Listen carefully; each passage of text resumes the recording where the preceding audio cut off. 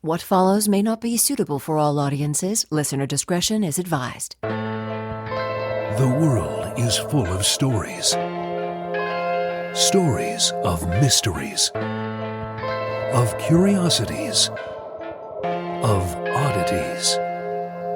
Join Kat and Jethro Gilligan-Toth for the strange, the bizarre, the unexpected, as they lift the lid and cautiously peer inside the Box of Oddities. And I guess we're ready. Are we ready? Are you plugged in? Close enough? Sure. All Yep. right. Okay. All right. Box of Oddities, we are so glad to have you back. I want to thank those who have got in touch with us through our email at curator@theboxofoddities.com. It's fun to read these suggestions for show topics and just the comments. Right. And in one instance, we got a beautiful piece of art that we're very excited about. Not too long ago, we mentioned the freak flag, and it's kind of stuck, and it resonated with some. And big thanks to Stephanie from Albuquerque, who sent us a beautiful freak flag that we have posted on the InfoWebs. We should make T-shirts out of that. Yeah. You know? That would be fun. I think that'd be great because, a few episodes ago you said something about fly your freak flag, and we started to get people calling themselves freaks on our social media, and so I think we should go with it. I like it. All right. So from now on, we're all freaks. And we mean that in a good way. Obviously. And Some of us more than others.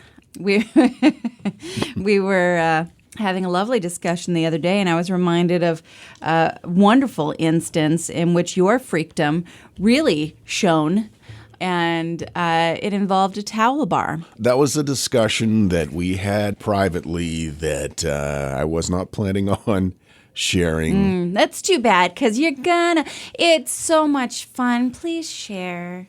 It's okay. So, all right. I'll tell it then. Okay. So you were with a friend, man, and no, you tell it. You're better. Because you have the, tell it. Okay. All right. I guess it's only fair because I revealed that at one point you kept a poop chart for the guests that came to your house. I didn't keep they filled it out themselves.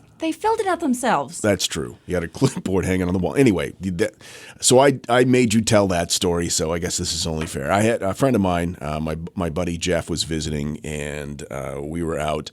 We had dinner, and we had a few snappy cocktails. Of course, And as you do. And so we got a room at this really quaint little boutique hotel in the downtown area. And by the time we got to the room, all of the pad thai was really starting to gurgle around in my lower intestinal region. So I excused myself and I went into the bathroom. And this is an older building, which apparently didn't have very good plumbing. Old plumbing. Narrow pipes. Very narrow pipes. And so I just destroyed that flush. I destroyed it. And you know that feeling you get when you're in a public restroom and you realize that you have clogged the toilet beyond all repair, where probably they're going to have to bring an entire plumbing team in. The water starts to rise, as does your blood pressure. Yes. Yeah. Oh, no. And all you can see is just the paper on the top swirling around and not going anywhere. I couldn't decide whether to try to flush it again or not. Right. Because then, I'm asking for all kinds of trouble, but I can't leave it there. And I'm looking around in the bathroom. There's no plunger. No. No plunger. And my buddy Jeff's in the other room. Hey! What, did you die in there? Hey, Elvis. Hey. So how'd you solve this problem? Well, that's the funny thing. My Yankee ingenuity kicked in. Right. And, Maynard through and through. Right. So I disassembled the towel rack and I used the bar to break up the turds with the towel bar. And so that worked out pretty well, and I got it all flushed down, and then I just rinsed the towel bar off in the shower and hung it back up again. Interestingly enough, not long after they remodeled that whole hotel. They did. And I feel like it was directly related. Hotel Impossible came in. Yeah, they were like, something's amiss. Really, let's start with the towel rack and go from there. The funny thing is, you told me that story, and for the longest time, I thought you were joking. Just I didn't making think it it up. was a true story because you Nope. lie a lot. But it's true. You can ask my buddy Jeff, who lives in Santa Rosa, California now. He had to leave the state. Well, yes. Of course, I don't blame him. Miss you, buddy. Okay, so I actually considered going to the hardware store and buying a new replacement towel rack, but I figured I'd just rinse it off. Sure, yeah, that's the same. Sure, it's It's the same. same thing. Oh, good Lord. Okay. So, every week, we each come up with a strange, bizarre, unusual story that we surprise each other with. And last week, I went first, so do you want to go first this week? Sure. Okay, all right. Yes, okay. Yeah, because we're bad at finding ways to pick who goes first. So I think this back and forth thing is working well. We actually had a suggestion from one of our podcast listeners who sent it to us at curator at theboxofoddities.com. Said we should have special Box of Oddity coins minted that we could flip, and then also we could give them away. That's a really cute idea. Yeah, but that What would would heads and tails be? A skull well, yeah, and an ass? yeah, yeah. Like just a fine tushy. Skull I win, ass you lose. Or you could just have like the box would be closed on one side and the Box of Oddities would be open on the other. Oh, that's much more tasteful. Yeah. Okay, so what do you have for me? Okay, this is a couple of different things that I've pulled together to create one story that I like to call Ridiculous Failed Legislation. Awesome, like stupid laws that they tried to pass. Exactly. Okay. Now, there is a wealth of information about this. Is this on the and- federal level or the state level or both? Both. Okay, cool. And there have been tons of bills proposed that were meant to be tongue-in-cheek. You want this? Well, how about I ask for this? And it's uber ridiculous, and it's just to point out the hypocrisy or ridiculousness of someone else's proposed I see. bill. Okay. And that we're not going to go over. I skipped over those and went over the bills that were proposed in earnest by people who just had really interesting ideas. I found no shortage of opportunity to share those. Oh, this is fascinating. All right, so all of the information that I got for these was from three sources, Bustle, BuzzFeed, and The Daily Beast. Though if you just hit up the Googs with ridiculous laws or proposed legislation, it's a fun little rabbit hole. So a hopeful imperial ambition from the House of Representatives politician Lucas Miller in 1893. Lucas Miller was a very optimistic man, and he proposed that the United States be renamed, which we were actually just discussing this the other day, that the United States of America doesn't really have a name because it's just a label. We are the United States of America. It's not Right. It's not like a name. No. It's just a description. And we call ourselves Americans, and we say this is America, but we're just part of the Americas. Exactly. So this guy, Miller, proposed that the United States be renamed as the United States of the Earth because he believed that the republic would grow through the admission of new states into the Union until eventually the entire Earth would be part of it. He wanted like a Roman Empire kind of deal. He wanted to take over the world, just bit by bit, and he should just be proactive about it, and we should just go ahead and call it the United States of the Earth, because eventually it's going to happen anyway. That would make it really hard to build a wall, to keep people out. It's true. It does sound like a ridiculous proposal, but it's very inclusive, It and is. I like that. I like the spirit behind that, and certainly his enthusiasm. I appreciate it. Plus, like I said, very optimistic.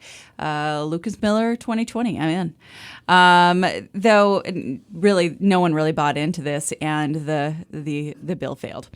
Long before fake news became a phrase, poor Ralph Shorty of Oklahoma was the victim of a scare campaign of the sort that your great aunt forwards to you in your email, and you have to just delete because, honest to God, I've told you stop email. I don't need these emails.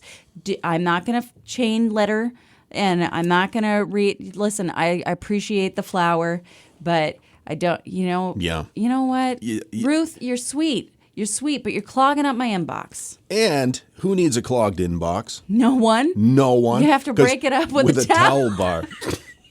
You knew what I was doing. Of course. All right. Yeah.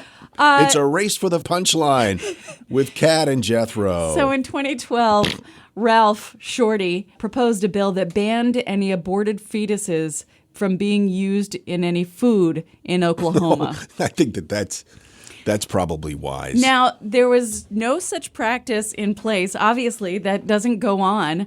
But he got this idea that food producers were extracting stem cells from aborted fetuses, using them for research on their products. And in that way, it meant that they would end up in finished food. And what year was this? 2012. 2012, wow. So it didn't matter that that's really not how product research works or how abortion works or how food works. Mm-hmm. But he was just he wanted to make sure that you weren't eating fetus Doritos. And no one else thought that was going to be a problem. So they were like, yeah, how about no, get out. Yeah, no fetus pizza, please. Fetus pizza. Oh, can you share that story? A friend of mine who was in radio, and he had to do a live commercial for a restaurant called Fetta's Pizza, and you can figure it out from there. Yeah. Okay. It's out of business now, by the way. Oh. All right.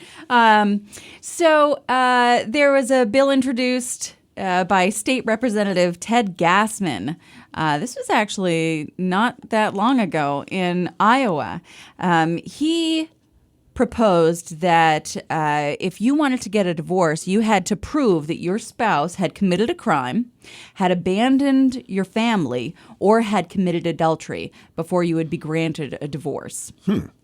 So he introduced this legislation, and when asked what the rationale was, because that's very extreme.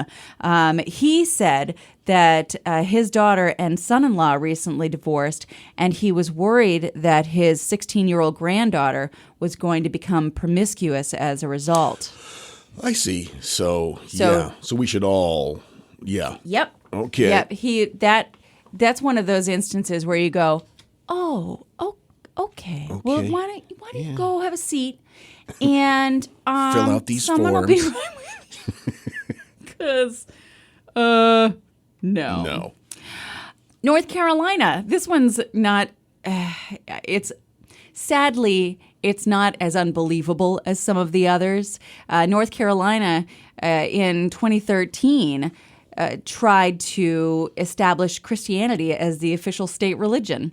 House Resolution 494 would have allowed the state to establish an official religion, even though, the Constitution. Yeah. There is that little monkey wrench in the works. Yeah, but they actually produced a few proposals that year that were a little wonky, so I don't know what was going on there. When you say the phrase state religion, just images of Nazis pops into my head. Right? You know? Yeah. It's the state religion. Oh, good Lord. Yeah. This is a fun one. In 1884, water hyacinths had been brought to New Orleans and had been distributed as gifts by the Japanese delegation to an international cotton exposition. And the people in New Orleans loved the frilly, pale lavender flowers that they produced, and hyacinths reproduce very rapidly. The story that I was reading, by the way, keeps referring to people from New Orleans, but they don't say people from New Orleans. They say New Orleanian. New Orleans? I don't know how to say it, so I'm just going to keep saying Norland. people from New Orleans. New Orleanians. Whatever. Those flowers multiplied rapidly, and this was an issue. Eventually, they started clogging up systems. They needed to find a solution for this invasive towel species. bar. It was really intense. I'm just going to keep powering through. Do it.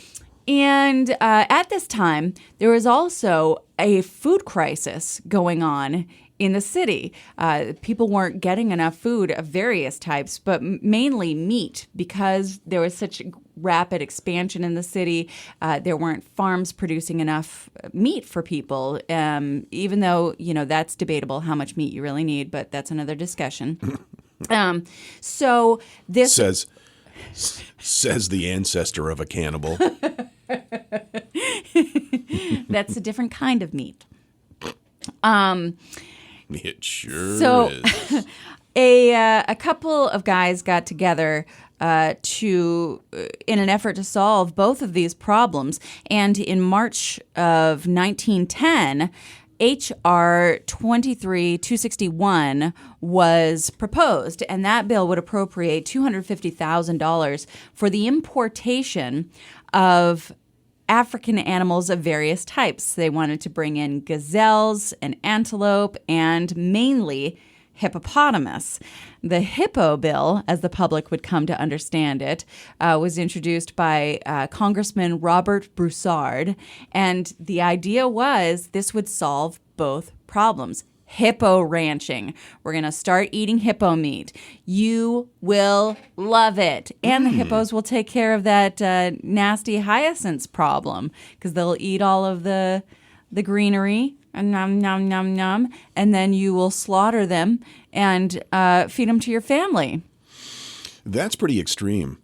It was beautiful. So they're going to solve the problem of a aggressive infestation of an invasive species by bringing in another foreign species. An aggressive foreign species. Oh, Lord. Absolutely. And my favorite part about this story, and it's really interesting, the whole series of events that came about, but I'm not going to go through the whole thing.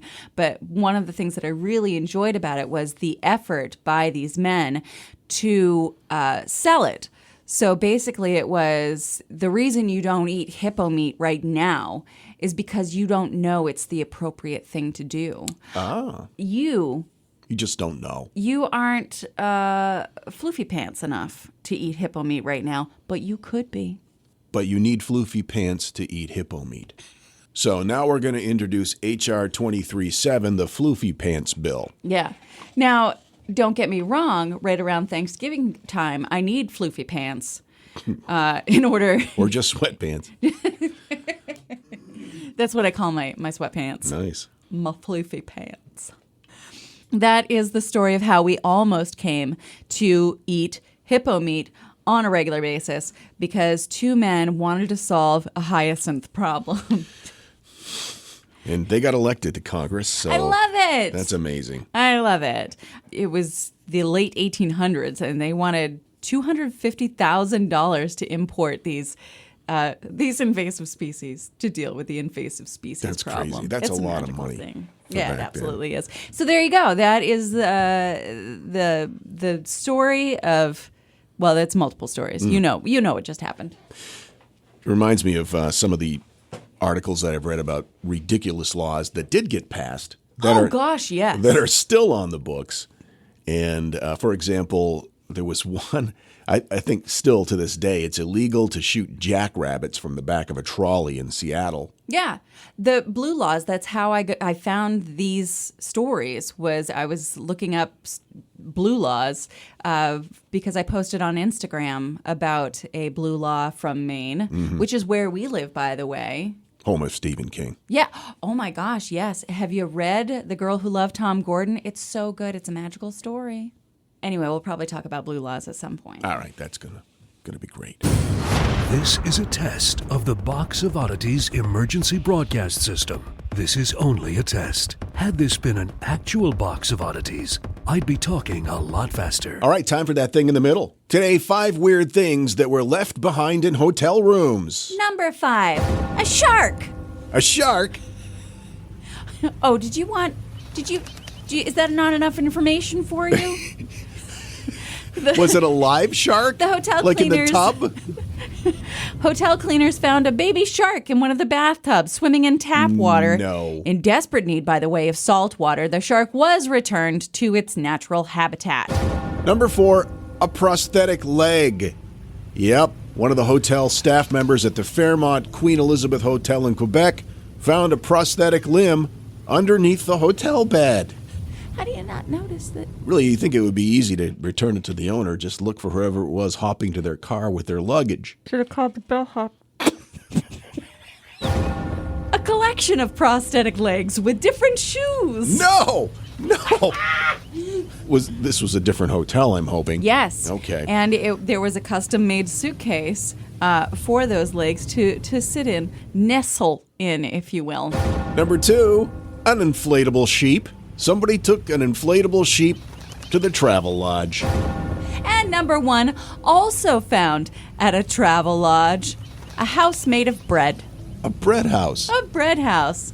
She's a bread house. She's carby. Makes your gut hang out.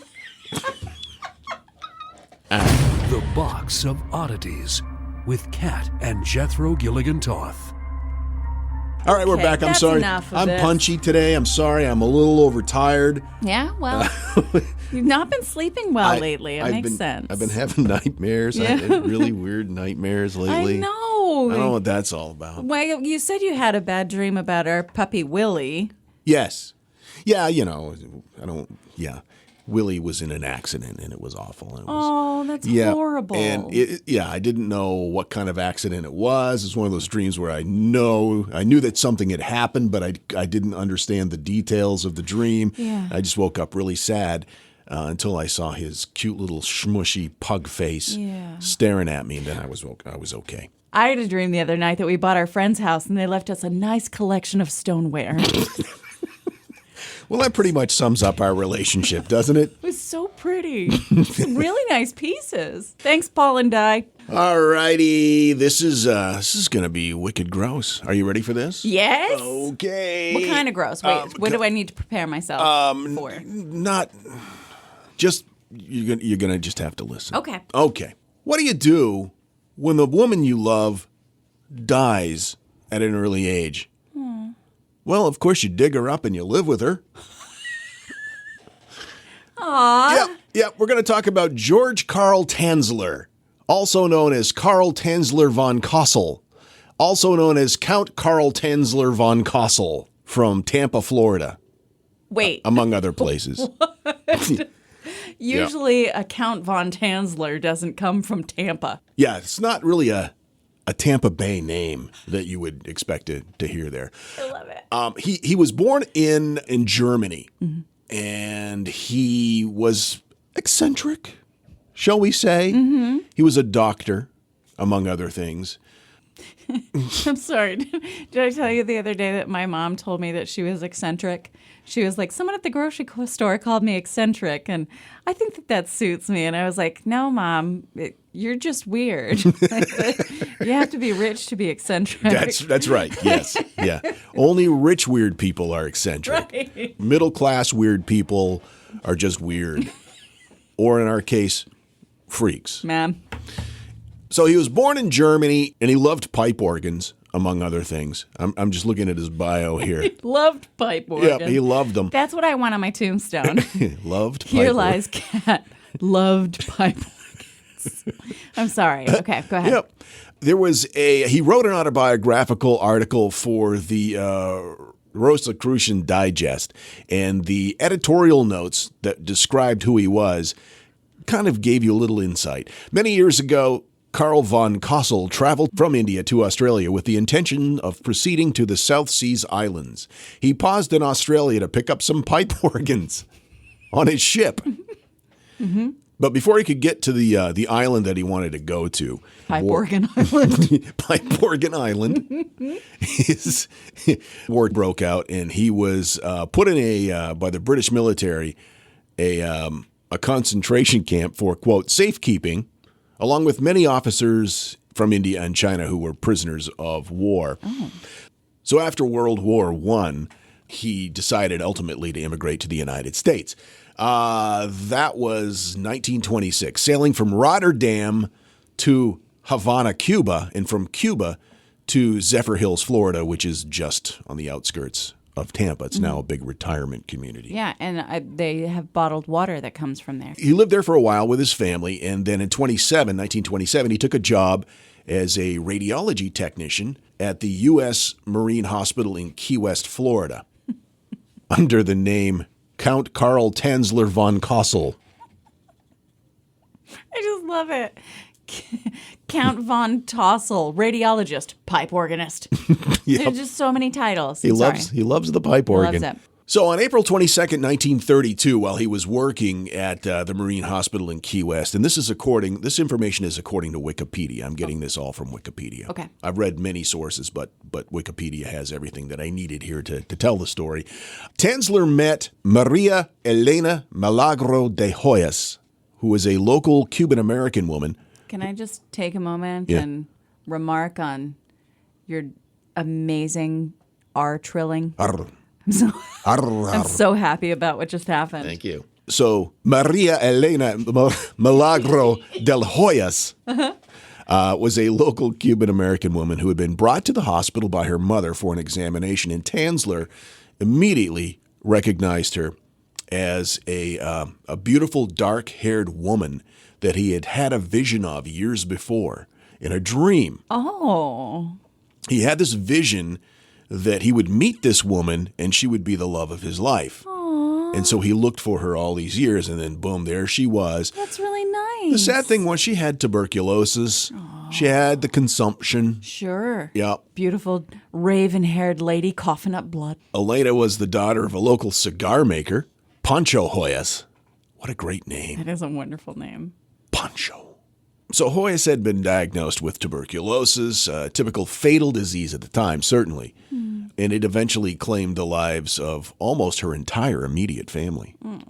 Everybody just wiped out by TB. Tanzler, with his self-professed medical knowledge, attempted to treat and cure Hoyos with various medicines, as well as x-rays and electrical equipment and all kinds of stuff that was brought into the Hoyos' home. And he just continued to fall deeper and deeper in love with her. He would bring her lavish gifts, jewelry, clothing, to profess his love to her. Well, that's really nice. See, that's how you love a woman. That's how you tell a woman that you love her. That's what you should do. When you love a person, you buy them nice things and surprise them with nice things. That's what you do when you love a person. What just happened? Bring me nice things. Okay. I feel hypnotized. Now, the sad thing is, there's no evidence that she reciprocated Oh, no. any affection toward Maria him. didn't dig him? No. Despite Tanzler's best effort, she died of tuberculosis at her family's home on October 25th, 1933. Tanzler paid for her funeral, and with the permission of her family, he commissioned this construction of this lavish mausoleum in the Key West Cemetery. And he would go and visit the mausoleum every night. Oh, that's so sad. He would creep through the cemetery where she was buried and sit there and sing her love songs at her grave. But then that wasn't enough, so in April of 1933, he crept back into the cemetery and dug her up and moved her out in a toy wagon. No. Yeah. He dug her up, and then he carted her through the cemetery after dark on a radio flyer, took her to his house. He reportedly said that Hoya's spirit would come to him when he would sit by her grave and sing the songs. So was it like a time management thing? Like he might as well just bring her home? Sure, yeah. It gets exhausting going out to the cemetery every night. You got the commute. Yeah, I think it's important if you're going to be a corpse snatcher to observe, you need to work smarter. Not harder. Not harder. Yeah. Exactly. So he gets her home and he, she's kind of decomposed at this point. So he freshens up the body. He connects the bones together with coat hangers.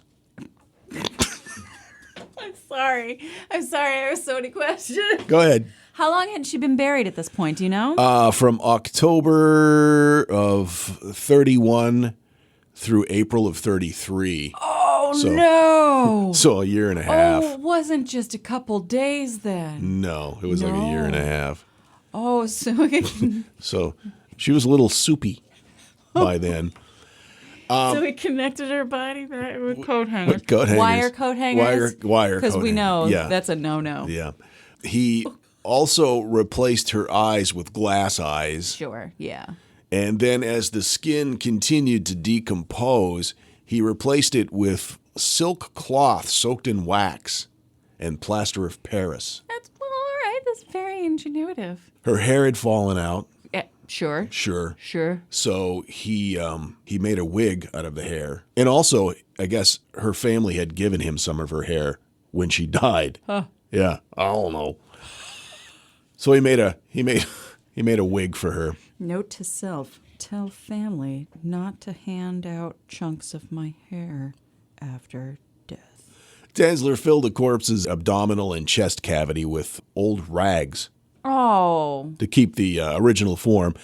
He dressed Hoyas' remains in sexy stockings, jewelry and gloves, and kept the body in his bed right next to him. He also used copious amounts, it says here, of, because I would never use the word copious amounts of perfume, disinfectants, and preserving agents to mask the odor and forestall the corpse's decomp.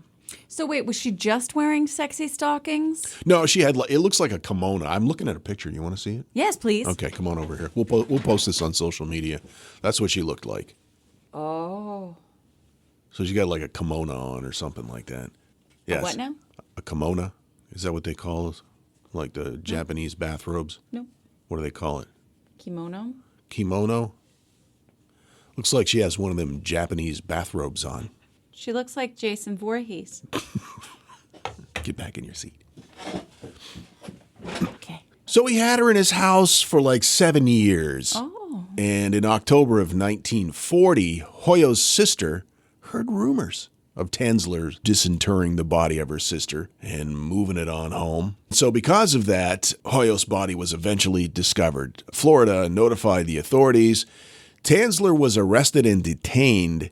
He was psychologically examined and found mentally competent to stand trial on the charge of wantonly and maliciously destroying a grave and removing a body without authorization. Malicious is a tough word to use. He lovingly destroyed a grave and removed a body without authorization. Lovingly. You know how I feel about intent. He used a toy wagon. It's so sad.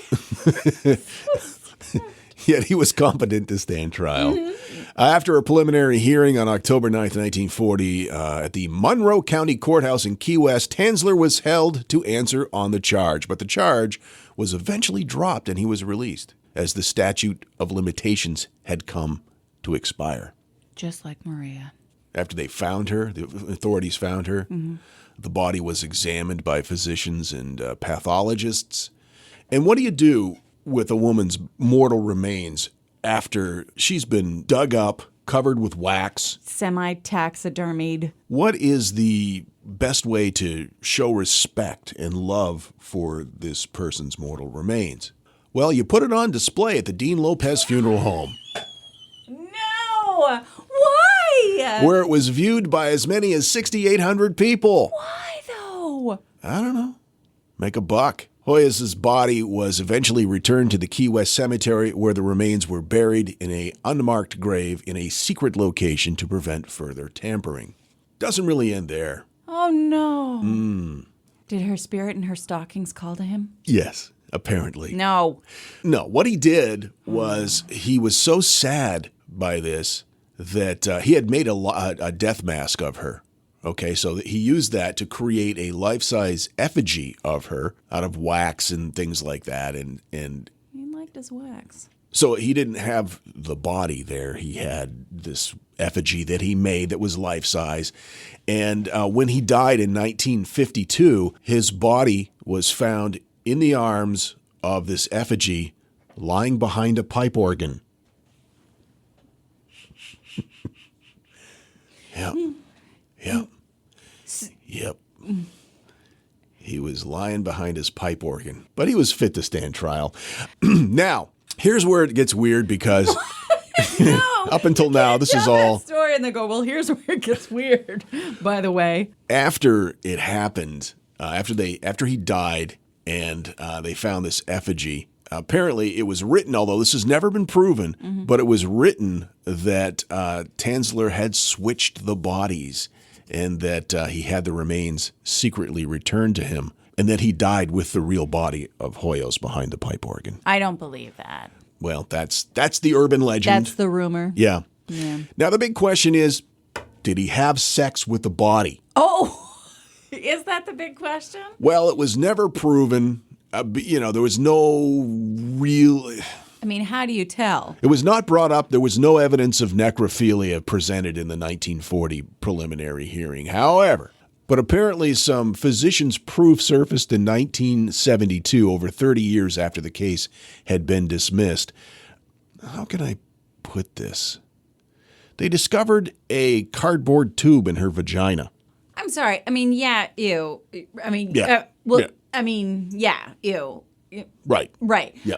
But also, like, what are you doing with your life that 30 years later you're investigating a corpse's vagina hole? Like, what's going on there? I Doctors? I think they had found it before the trial, but the evidence was not presented. And Oh, do you think because it and was too sensitive? maybe. And that it was 1940 and Maybe. they were like, we're not going to talk about her toilet paper tube vag? Right. Yeah. I get it. And so in 72, going over previous records, they had discovered this.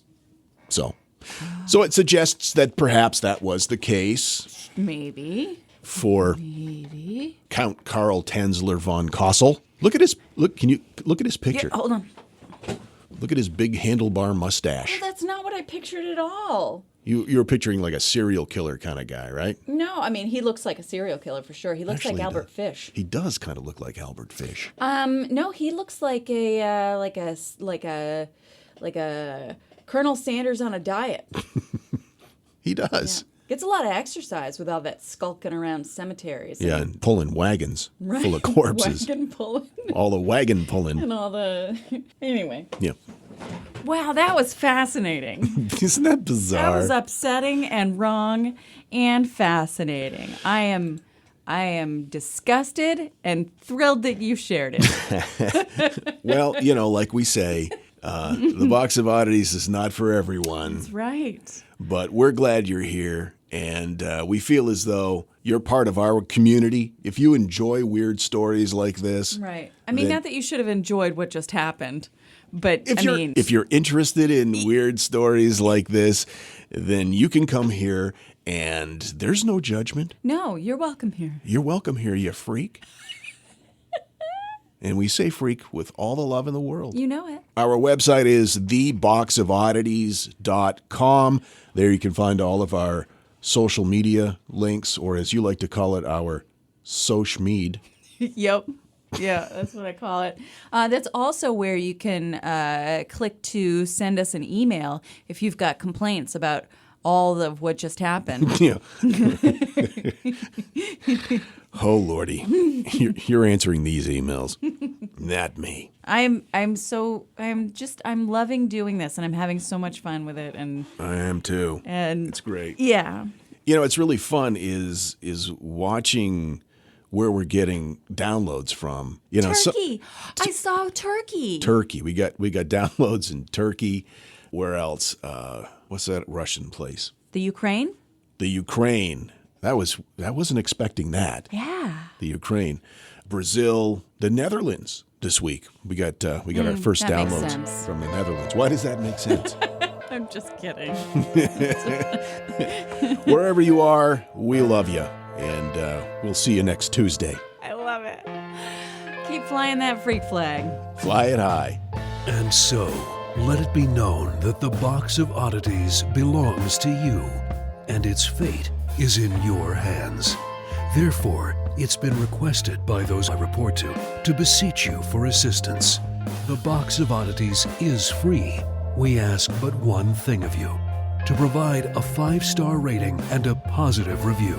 True, that is 2 things. However, 'tis merely a 5-star rating and a positive review. Also, subscribe to us. Okay, so 3 things is all we ask. 3 things and 3 things only. Henceforth, the Box of Oddities commits to the telling of stories. Stories of the strange, the bizarre, the unexpected. We wish to offer our deeply felt gratitude and appreciation for your patronage. TheBoxOfOddities.com. Copyright 2018, all rights reserved.